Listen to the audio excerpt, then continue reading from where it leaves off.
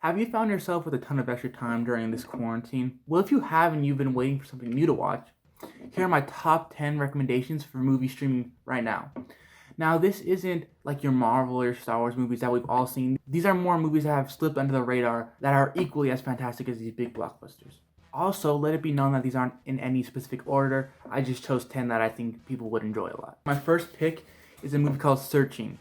It stars John Cho as a desperate father whose daughter goes missing and the police case goes cold.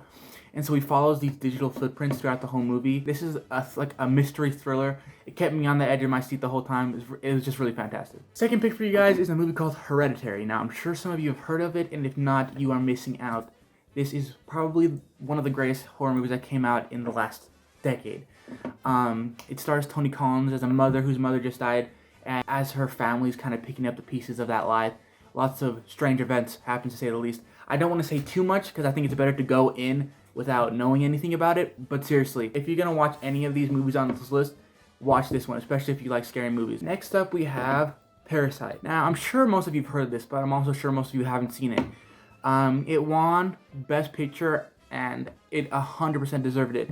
I know people were hesitant because it was a foreign language film and all this stuff, but I was obsessed with this movie when it first came out. It takes you on this roller coaster that literally, when the credits started rolling, the whole theater just sat like, they didn't know what to do because it was so good. I'm not going to say anything else because I do think this is also one that you just walk in not knowing much about. Yeah, it's fantastic. Don't let the subtitles stop you from watching this. It's so good. Next up is one of my childhood favorites, and I'm sure most of you have probably seen it, but I'm not quite sure, so I included it anyways. And this is, of course, Coraline. Well, what do you say about Coraline? It's supposed to be for little kids, but it's terrifying, honestly. When I was younger and I watched it, I didn't watch for 8 years afterwards because I was just too scared of it. And I think some people are still like that, where they watched it when they were young and they didn't rewatch it.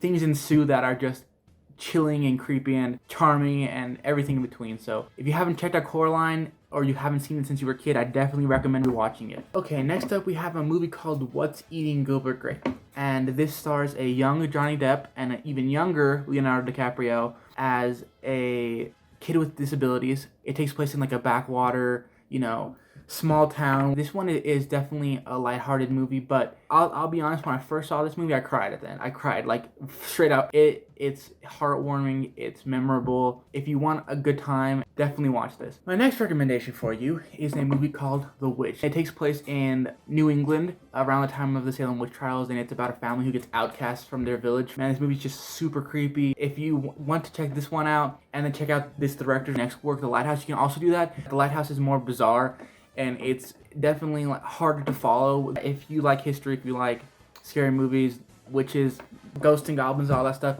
definitely add this one to your list. Okay, next up is a movie called Hostiles. Now, this is one of my favorite movies of all time. It stars Christian Bale and Timothée Chalamet. It takes place in the Old West, and it's about the army having to move some Native Americans back to their land. Bigotry and racism and prejudice. It's all set with beautiful cinematography of the American landscape, and it's very touching. Next up is The Muppet Movie, and no, this is not the one with Jason Segel and Amy Adams, even though I do like that one. This is the original, with the original songs, with the original cast, with Jim Henson. It's like a road trip movie, so if you feel like you're stuck inside, watch this movie. It's a classic, and trust me on this one, watch the original. Even if you watch the other one too, watch the original though, it's fantastic. Next up we have Breakfast at Tiffany's, and no, this is not the song, this is the movie. Came before the song.